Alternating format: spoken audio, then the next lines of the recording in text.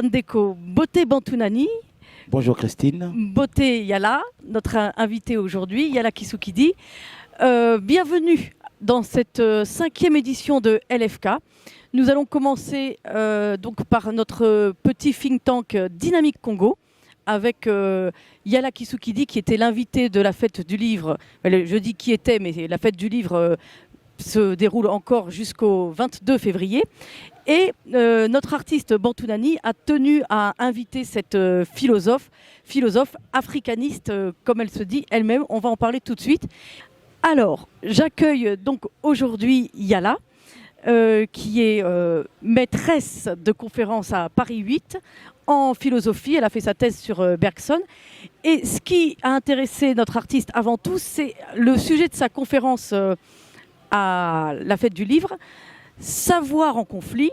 Vous me reprendrez, Yala, quand je vous donnerai la parole. Que faire de la bibliothèque coloniale? Alors, je vais commencer par une première question. Qu'est-ce que vous entendez, Yala, par bibliothèque coloniale? Parce que déjà, ça nous passionne. Bonjour, merci de ces questions. Juste avant, j'aimerais apporter une précision avant de répondre à la question. Je ne suis pas seulement venue à Kinshasa pour la fête du livre, mais aussi pour un autre événement extrêmement important auquel je suis très attachée avec beaucoup d'artistes quinois. C'est que j'ai été nommée avec mon amie historienne de l'art cubaine Sara Alonso Gomez, co-commissaire de la 2e édition de la Biennale d'art contemporain Yango, en fait, qui avait été initiée en 2014 par l'artiste de renommée mondiale Kiripi Katembo. Et là, en fait, au début du mois de février, donc un peu avant la fête du livre, il y a eu un ensemble d'ateliers qui ont été mis en place pour commencer à créer des communautés d'artistes, de chercheurs, etc., pour lancer les travaux de la Biennale qui, elle-même, aura lieu en février 2021. Donc j'y tenais beaucoup parce que je crois que c'est aussi l'esprit de votre émission, en fait, de vraiment montrer qu'il y a énormément d'initiatives portées par des associations culturelles congolaises. De montrer que le Congo se vit en ville afropolitaine comme Berlin, qu'il se passe des choses dynamiques, des choses qui font qu'on peut y vivre au quotidien. Des choses qui font qu'on peut y vivre au quotidien, et puis des choses qui ont un prix extraordinaire, qui ont énormément de valeur. Et il est vrai peut-être qu'on a tendance à se dire que les espaces importants de validation de l'art ne peuvent pas être congolais. Or là, on a affaire à un ensemble d'acteurs congolais, d'artistes congolais, de chercheurs congolais qui sont capables de porter des projets extrêmement forts, extrêmement constructifs, qui entraînent du monde avec eux, en fait. C'est la raison pour laquelle je suis extrêmement sensible. Enfin, pour moi, il est important de rappeler que j'étais aussi là pour ça à Kinshasa, en fait. Tu fais un Yella dans tes tours, dans ta terre natale, dans tes racines, pour être dynamique et pour montrer, comme d'autres le font, que le Congo peut être une terre, comment dirais-je, du futur. Une terre du futur et du présent. C'est-à-dire que moi, je fais partie peut-être de... Alors, je ne sais pas si c'est un rêve ou autre, mais bon, je suis de ce qu'on appelle la diaspora. Je suis née en Europe, en Belgique, et j'ai grandi en France. Mon père est congolais, ma mère est française. Et il est vrai que dans la manière dont j'ai été élevée, par mon père en tout cas, le Congo a toujours été extrêmement présent. Ce qui fait qu'il n'y a aucune abstraction. Ce pays n'a jamais été une abstraction pour moi. Et je me suis toujours dit, mais j'ai passé ma vie en Europe, or il y a aussi autre chose qui m'appelle dans une autre terre, au Congo, que j'aimerais mieux découvrir, que j'aimerais mieux explorer. Et il est vrai que l'idée du retour comme projet politique, mais aussi comme projet de vie, elle se pose de manière très concrète pour moi, en fait. On peut revenir donc à ma question sur la bibliothèque coloniale. Qu'est-ce que vous entendez par bibliothèque coloniale? Alors, ce que j'entends déjà, ce concept n'est pas de moi. C'est un concept très important qui a été construit par le philosophe congolais Valentin Mudimbe et qui apparaît dans un livre qui a été publié en 1994 intitulé « The Idea of Africa ». Et ce qui intéresse Valentin Mudimbe dans ce livre et dans d'autres aussi extrêmement importants, c'est d'interroger le discours qui a été produit sur l'Afrique dans les savoirs dits africanistes. Ces savoirs-là, en fait, sont essentiellement des savoirs coloniaux qui se sont constitués, en fait, pour essayer de comprendre l'objet africain. Présenter l'objet africain, le construire, mais en vue, et là je cite Mudimbe, d'une domination. Donc la bibliothèque coloniale, très concrètement, c'est quoi? C'est l'ensemble des textes, des corpus, des discours produits par les explorateurs, les voyageurs, à partir du 19e siècle, qui ont tous pour objet l'Afrique, mais dont la connaissance de cet objet Afrique vise un objectif précis, celui de le domestiquer et de le dominer. Ce qui fait que la bibliothèque coloniale c'est un projet politique qui articule un désir de savoir à une volonté de pouvoir. Au fond, ça ne rejoint pas un peu le combat entre Cheikh Anta Diop et Senghor, qui est négritude, peut-être coolitude, entre négritude et panafricanisme. Vraiment, je sors des rangs, mais j'affirme une Afrique avec une antériorité historique contestée par l'Occident. Est-ce qu'on n'est pas au fond dans une lecture un peu tronquée de l'histoire de l'homme noir? Alors ce qui est intéressant, bon, déjà Mudimbe, c'est pas un penseur diopien. Il n'est pas du tout diopien, il y a des critiques très sérieuses de Cheikh Anta Diop et qui sont extrêmement importantes et intéressantes à lire. Moi, je suis une lectrice des deux auteurs, de Mudimbe et de Diop, en faisant à chaque fois ce qui m'intéresse, non pas des lectures hagiographiques, ces auteurs ne sont pas des saints, on n'a pas à s'agenouiller devant les auteurs, ils ne sont pas sacrés, et par contre, ils nous offrent à chaque fois des outils en fait pour penser le présent, pour penser en tout cas les types d'enfermement peut-être dans lesquels nous sommes pris en fait. Moi, ce que j'aime dans le projet de Cheikh Anta Diop, qui n'est pas du tout présent peut-être dans le texte de Mudimbe, c'est qu'il y a une vraie critique peut-être de formes d'aliénation culturelle, puisque c'est un penseur de l'aliénation culturelle. Et ce que fait Cheikh Anta Diop, c'est qu'il s'intéresse à la manière dont un ensemble de savoirs sur le continent ont été construits, qui portent des falsifications et dont le nœud est racial. C'est-à-dire que, alors on va dire, comment dirais-je, quand Cheikh Anta Diop parle de la manière dont l'histoire de l'Afrique a été écrite, il montre qu'elle a toujours été écrite à travers un prisme racial, consistant à dire que tout ce qu'il y a de grand et de beau sur le continent viendrait de l'extérieur du continent, en général donc des Blancs, et tout le reste, ce qui explique cette misère, ce qui explique qu'on ne peut pas aimer ce continent comme on le devrait, en fait, viendrait proprement des Noirs. Et ce sont ces hiérarchies, ces dichotomies, ces violences au cœur du savoir, en fait, que Cheikh Anta Diop, en fait, démonte complètement dans ses grands livres de Nations nègres et cultures, à Civilisation et barbarie, etc. Dans cette démarche, le fait de vouloir inscrire le peuple africain, l'Afrique, dans une grande nation qui commencerait à travers l'Égypte. Donc une nation qui fait qu'aujourd'hui, notre jeunesse africaine pourrait se dire l'Afrique a un passé, l'Afrique a une histoire, l'Afrique a eu une période glorieuse, avec bien sûr ce temps fort de l'Égypte, de l'écriture, d'une civilisation qui a su dominer. Pourquoi je dis ça? Parce que si on se réfère aujourd'hui au problème multifactoriel qu'a le Congo ou l'Afrique, on manque cruellement d'un modèle économique qui est basé sur un passé fort. La Chine réussit pourquoi? Parce qu'il y a une civilisation. L'Inde, il y a une civilisation. Le Japon, il y a une civilisation. La Russie aussi. Donc, au Congo, on nous a écarté du modèle historique, du modèle, comment dirais-je, glorieux d'un passé qui pourrait, enfin je dis le Congo, l'Afrique, mais l'Afrique noire, qui pourrait faire en sorte qu'on aurait notre propre modèle économique basé sur une façon ancestrale, bantou peut-être, de faire l'économie et d'aller vers l'avant. Et donc, en ce sens, votre discours sur la bibliothèque coloniale, je la rejoins parce qu'effectivement, elle valide un comportement qui a déconstruit non seulement la volonté de l'action de l'homme noir, mais qui a aussi déconstruit l'imaginaire collectif du peuple africain. Si je puis me permettre, il me semble que le mot juste, ça serait confisqué.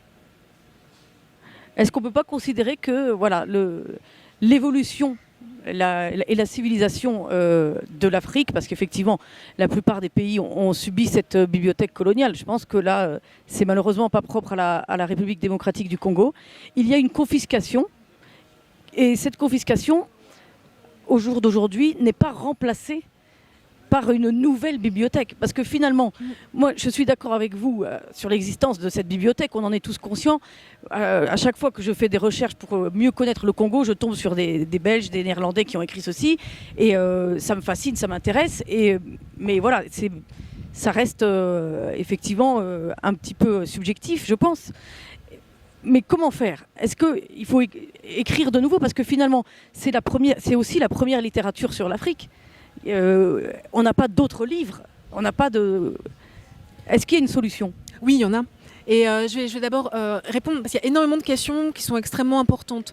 Je pense que se défaire de la bibliothèque coloniale, ce n'est pas nécessairement promouvoir, comment dirais-je, des traditions précoloniales, ancestrales, immaculées.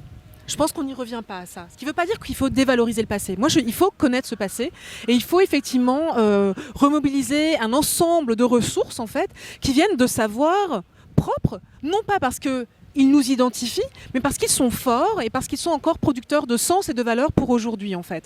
Et c'est la raison pour laquelle il ne faut pas laisser tomber ce qui a été dévalué. Mais par contre, un des enjeux pour moi, ce n'est pas de défendre un retour à une authenticité figée, qui elle aussi est une fabulation. Non, vous À avez partir raison. de quoi Il À faut aller partir de de l'avant, quoi il faut aller de l'avant, il faut aller de l'avant. Il faut intégrer, même cette bibliothèque coloniale, il faut l'intégrer. Mais je prends un cas concret. Ouais. Ici, on est au Congo, le mot bantou, on ne l'entend nulle part. Donc, dans la littérature occidentale, parfois le mot bantou a un sens péjoratif. Alors, lorsqu'on dit, et il y a beaucoup de nos confrères africains qui pensent que ce mot bantou était le mot d'un esclave, d'un sous-traitant. Alors, bantou, c'est cette racine ntou égyptienne, nous renvoie à déjà ce mot-là, à une cosmogonie qui inscrit l'homme noir dans le présent matériel, dans le cosmique et surtout dans l'universalité. Donc ce sont autant de choses qu'on doit juste apprendre à l'école. Donc bibliothèque, oui, mais que fait l'État congolais et le continent africain pour lui-même se réinventer une mythologie? C'est peut-être ça le fond. Et sa réinventer une mythologie, c'est réécrire son histoire. Mais c'est bien l'enjeu en fait, puisque vous me parliez de la conférence en question sur les savoirs en conflit que fait la bibliothèque coloniale. S'il y a un mot qui est très présent en fait dans plusieurs espaces continentaux, en Europe, dans les Amériques, sur le continent ici en Asie, c'est celle de la décolonisation des savoirs. Ce mot n'est pas un slogan.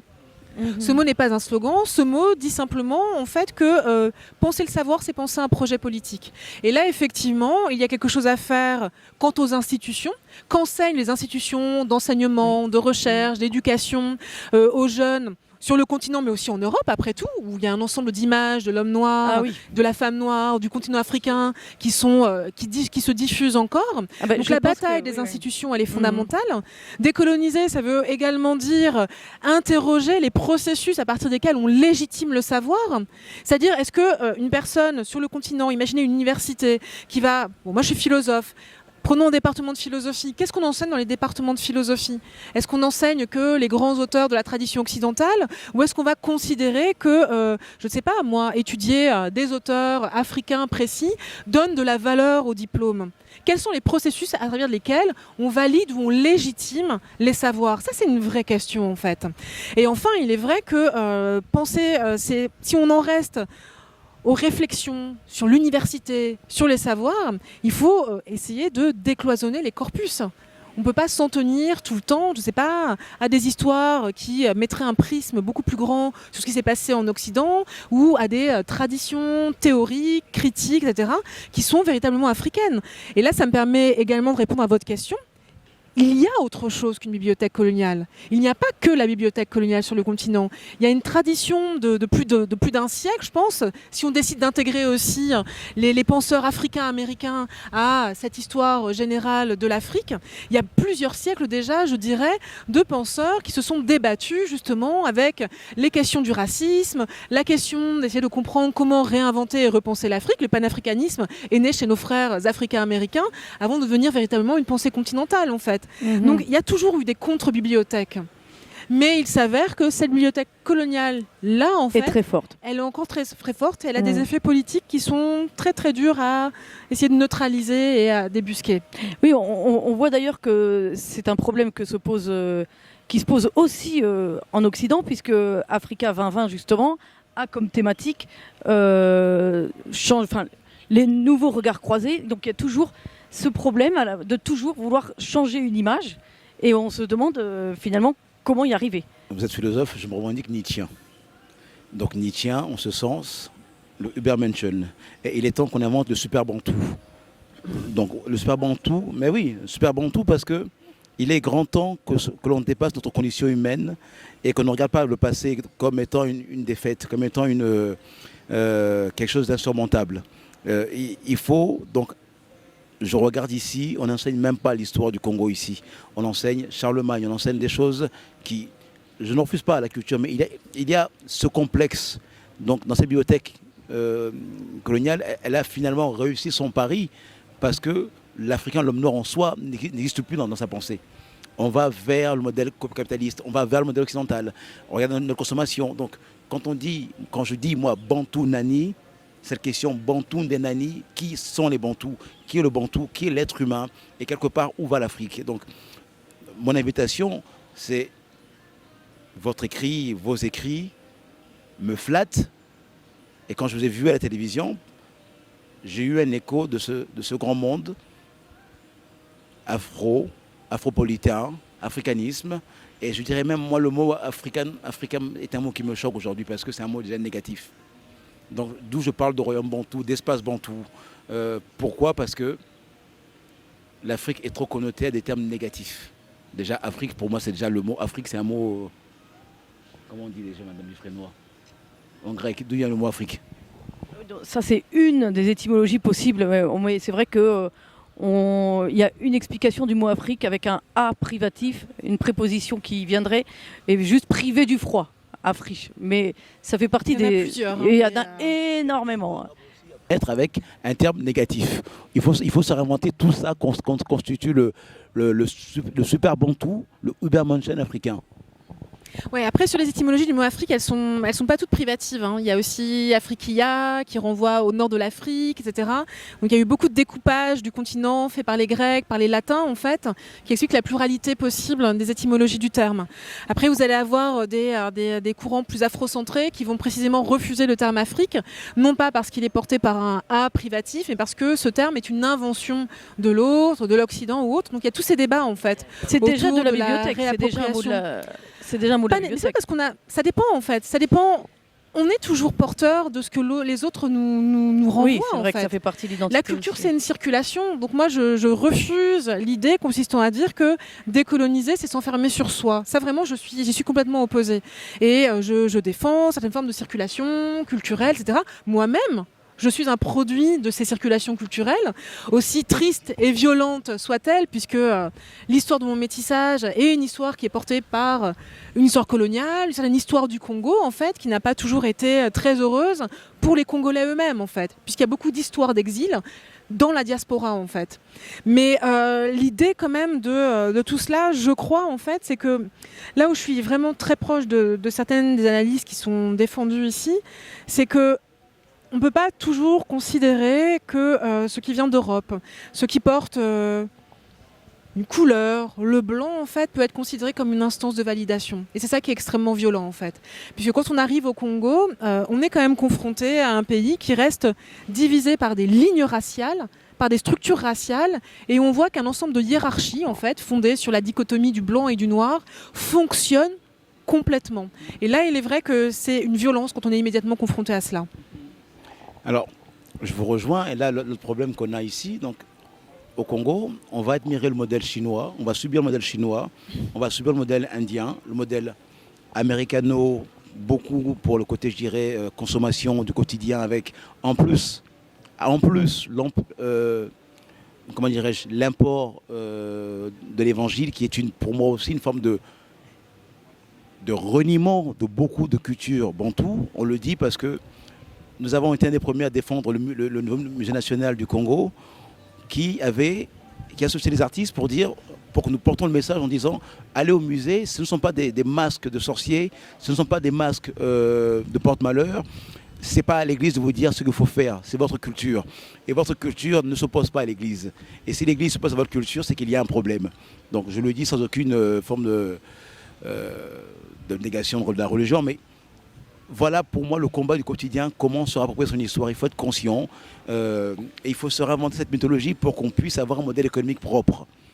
Alors, on est vraiment au milieu d'échanges passionnants, d'idées, ça foisonne de toutes parts. Je m'en doutais que lorsqu'on allait recevoir Yala, ça allait être aussi riche, hein, depuis le temps qu'on l'attendait. Mais on est obligé de mettre fin un petit peu au débat. Je vais quand même vous poser une dernière question à tous les deux.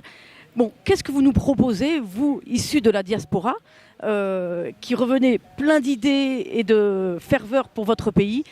Qu'est-ce que vous envisagez pour faire de ce Congo un Congo qui se regarde lui-même et qui existe par lui-même, puisque ça ressemble un peu au problème que l'on s'est posé?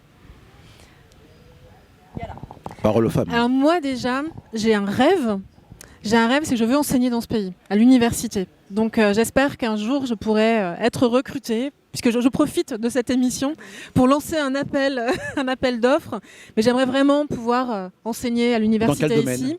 En philosophie. Alors il est vrai qu'on dit que la philosophie ça ne sert à rien, mais moi j'ai un discours. Nous avons les professeurs de philosophie ici aussi ont des choses très très fortes à apporter, et là aussi l'image de la philosophie doit changer dans ce pays. Donc j'espère que je pourrais faire ça, et après de manière bantou, plus. Pardon ? La philosophie bantou. Ouais, la philosophie, parce qu'elle est la plus il doit forte. arriver à travers vous, c'est ça. Oh, je ne sais pas si ce sera à travers moi, parce que je pense qu'il y a déjà beaucoup de collègues qui font des choses extraordinaires, mais il y a beaucoup de choses à penser dans les départements, soutenir les jeunes qui ont choisi cette voie pour qu'ils puissent la porter au plus haut. Et enfin, moi, de manière concrète, comme je vous le disais, je participe avec une équipe d'artistes, de chercheurs congolais à cette biennale.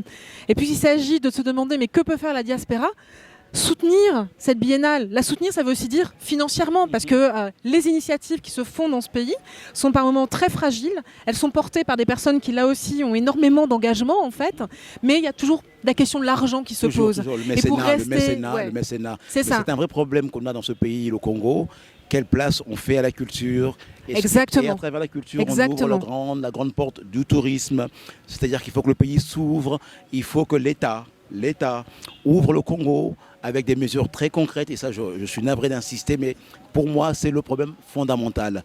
Ce monde Congo ne pourra devenir qu'afropolitain si l'État ouvre les vannes, c'est-à-dire des mesures concrètes, très concrètes. Les visas. Ce pays doit être un pays touristique, ouvert à la diaspora, ouvert au monde extérieur, pour faire en sorte que des mécènes arrivent au Congo, investissent au Congo, des entreprises privées, et on en a besoin. Et donc la solution n'est pas que congolaise. Un pays afropolitain est un pays qui est ouvert au monde et qui est ouvert dans ce monde de convergence du numérique. Il faut que nous soyons très ouverts. Et donc je salue vraiment votre action, et je vous accorde encore une petite minute pour parler de cette biennale dans notre émission, parce que c'est très important. Alors cette biennale s'appelle Yango. Elle a été fondée par l'artiste Kiripi Katembo, soutenue aussi par d'autres artistes de Kinshasa qui sont très importants. La première édition a eu lieu en 2014. Il y a eu une histoire de cette biennale, un peu triste, donc je ne vais pas la rappeler parce qu'on n'est pas là pour parler de tristesse. Mais en tout cas, ce qui est très beau, c'est que la deuxième édition de cette biennale d'art contemporain aura lieu en février 2021 prochain. Elle est portée, je suis co-commissaire de cette biennale avec mon amie cubaine Sarah Alonso Gomez. Elle est portée par des personnes extraordinaires aussi ici à Kinshasa. Je pense à Dada Kaindo, qui est à la tête d'un centre culturel qui s'appelle la Plateforme Contemporaine, l'écrivain Sinzo Aonza, et d'autres collègues aussi qui travaillent ici. Et c'est une initiative qui est importante parce qu'elle met vraiment en avant les artistes du continent, toujours en interaction avec d'autres espaces artistiques, sinon c'est pas très intéressant de faire de l'art juste pour soi. Mais un des grands enjeux de cette biennale, et j'espère que nous le tiendrons en fait, c'est vraiment de travailler dans la ville de Kinshasa. C'est-à-dire la ville de Kinshasa, c'est pas simplement la Gombe, Matongé, mais ce sont aussi des lieux, en tout cas des communes auxquelles je suis attachée puisque ma famille y vit, oui. Bumbu, Selembao, Makala, et j'espère vraiment que la biennale sera présente aussi là-bas. Bon, vous me servez vraiment tout sur un plateau puisque justement en votre honneur, nous allons nous quitter sur le titre, le tube de Bantounani à Kinshasa, Gambela Bumbu Selembao. Il faut absolument porter haut ce clip parce que cette chanson c'est à la fois un titre et un clip. Voilà, Gambela Bumbu Selembao. Let's dance, let's move.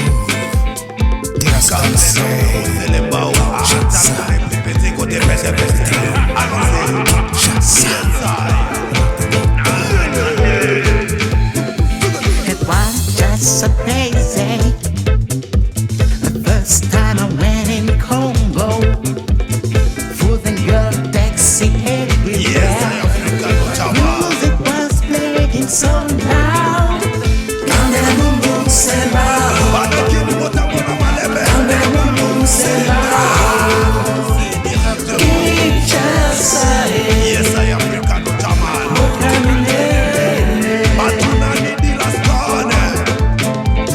Di la Stone. Gambela Bumbu Selembao. Ale Gambela Bumbu Selembao.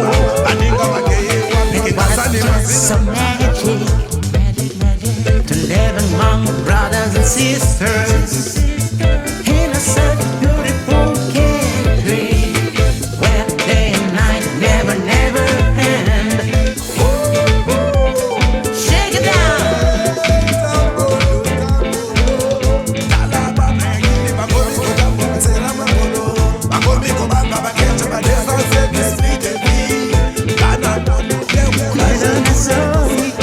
Kinshasa.